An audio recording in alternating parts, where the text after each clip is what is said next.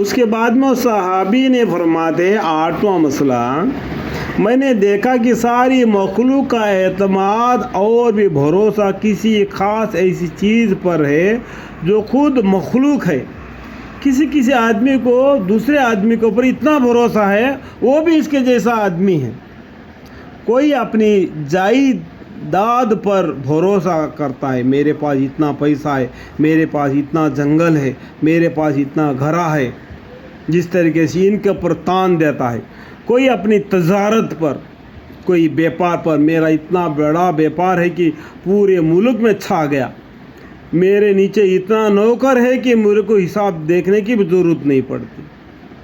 اس طریقے سے ان کے اوپر بھروسہ کر دیا، اعتماد کرتا ہے۔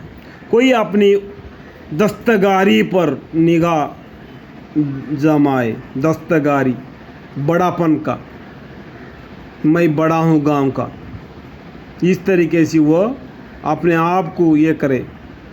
کوئی اپنے بدن کے صحت اور قوت پر کہ میں جوانی میں ہوں، جو چاہیے کر لوں گا، اس طریقے پر جوانی پر بھروسہ کر لیتا ہے۔ جب چاہے جس طرح چاہے کما لوں گا، اس طریقے سے اپنی جوانی کا گھمنڈ دکھاتا ہے۔ اور ساری مخلوق ایسی چیزوں پر اعتماد کیے ہوئے ہے جو اسی طرح کی مخلوق ہے۔ یہ سبھی آدمی کیا ہے، یہ اس طریقے سے ان کے اوپر اپنی گھمنڈ دکھا رہے، یہ اس طریقے سے ہے۔ یہ دیکھو جوانی تمہارے باپ کے پر بھی آئی، تمہارے دادا کے پر بھی آئی تھی جوانی، تم پر ہی نہیں۔ اور تمہارے باپ دادا کے بعد بھی وہ جائیداد تھے، وہ بیپار تھا، وہ مال تھا، وہ گھر تھے، وہ جنگل تھا، وہ آج ان کے پاس ہے؟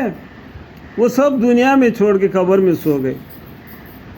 کل تمہارا بھی یہی حال ہے۔ میں نے دیکھا کہ اللہ تعالیٰ کا ارشاد ہے کہ ترجمہ، جو شخص اللہ تعالیٰ پر توکل اور اعتماد کرتا ہے، بس اللہ تعالیٰ اس کے لیے کافی ہے۔ دیکھو ان اوپر والے جتنے چیزیں جو میں نے پڑھ کر سنایا، ان سب کے اوپر بھروسہ کرنے کے بجائے اللہ تعالیٰ پر بھروسہ کرے گا، اللہ تعالیٰ تمہارے لیے کافی ہے۔ جو شخص اللہ تعالیٰ پر توکل اور اعتبار کرتا ہے، بس اللہ تعالیٰ اس کے لیے کافی ہے۔ اس لیے میں نے بس اللہ تعالیٰ پر توکل اور بھروسہ کر لیا، میرے ہر کام ہر چیز میں اللہ کے حوالے کر دیا۔ یا اللہ تو دے، یا اللہ تو دے، جو کچھ بھی، اگر پاؤں کا چپل بھی اگر ٹوٹ گیا، یا اللہ یہ چپل کو درست کرنے کی طاقت بھی تو دے۔ اتنا اللہ پر میں نے توکل کر لیا۔ میں نے تھوڑا حدیثوں میں ملا رہا ہوں، دوسرے حدیثوں کو بھی، اس بات کو آپ لوگ جاننا چاہیے کہ پیجی دیکھ لو، یہ فضائل اعمال دوسرا حصہ ہے۔ تو یہ حدیثوں کے بیچ میں اور بھی حدیثیں میں ملا کے بیان کر رہا ہوں تاکہ سمجھ میں آ جائے۔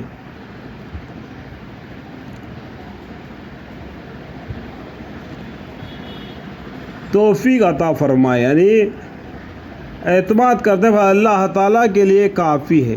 میں نے اللہ تعالیٰ پر بھروسہ کر لیا، اس لیے میں نے بس اللہ تعالیٰ پر توکل اور بھروسہ کر لیا۔ اس ٹائم پر ان کے استاد شیخ جو بولتے ہیں نا، شیخ، باقی کچھ نہیں، یہ اپنے دل میں رکھے ہوئے بات ہے۔ شیخ مانے عزت دینا، ایک دوسرے کو عزت دینا، شیخ ہے شیخ۔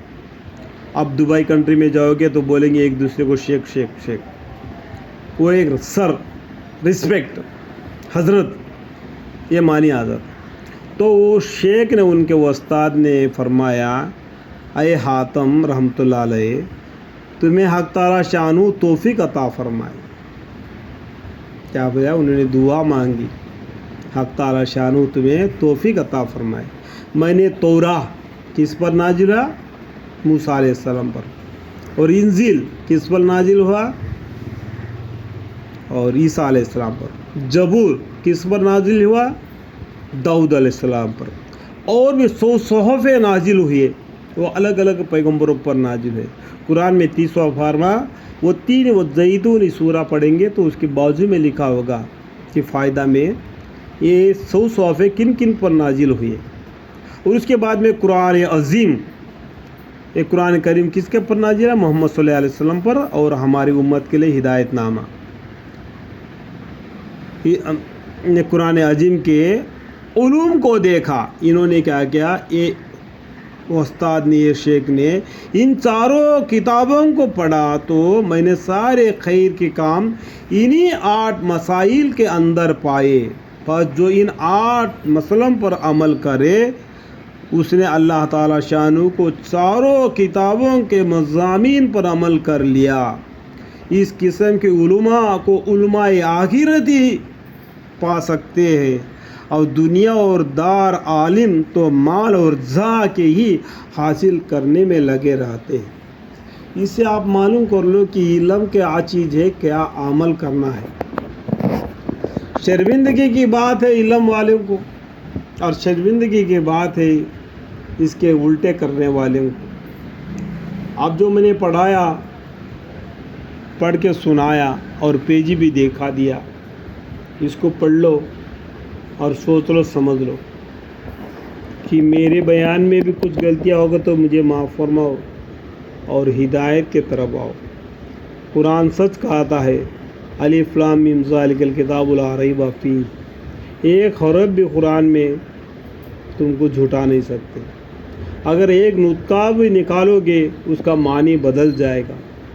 جیسا خدا ہے، خا کے اوپر ایک نطقہ ہے، اس کو نکال کر نیچے رکھ دیں گے تو جدا ہو جائے گا، خدا جدا۔ اس طریقے سے قرآن کے اندر کوئی تبدیلی نہیں کر سکتے، اللہ تعالیٰ نے اس طریقے سے قرآن کو بنا دیا۔ دنیا میں جتنے بھی کتابیں ہیں سبھی بدل چکے ہیں، لیکن یہ قرآن ہی ایک ایسا کتاب ہے جس کو کوئی بدل نہیں سکتا۔ ایک حرف بھی نکال دیا تو اس کا معنی الگ ہو جائے گا۔ اس لیے کسی کی طاقت نہیں کہ وہ قرآن کو بدل سکے۔ اللہ تعالیٰ نے قرآن میں فرمایا کہ یہ قرآن کو میں ہی نازل کیا ہوں اور میں اس کا حفاظت بھی میں ہی کروں گا قیامت تک۔ قیامت میں آنے سے پہلے قرآن اٹھا لیا جائے گا، اس کے بعد میں قیامت برپا ہو جائے گی۔ اللہ تعالیٰ اس سے پہلے تمام لوگوں کو، تمام مسلمان عورتوں کو، تمام مسلمان مردوں کو، تمام مومن عورتوں کو، تمام مومن مسلمانوں کو توفیق ہدایت دے۔ سب سے پہلا مجھے ہدایت دے، مجھے معاف فرما، میری بیوی، میرے بچے، میرے خاندان، وسیلہ تا قیامت نسل با نسل، ان سب کو معافی کا دروازہ کھلا رکھ۔ انجانے میں بھی غلطی کیے ہو، جان کر بھی غلطی کیے ہو، تب بھی تیری معافی کا دروازہ ہمارے لیے کھلا رکھ۔ تیری مغفرت، تیری رحمت ہمیں عطا فرما، آمین۔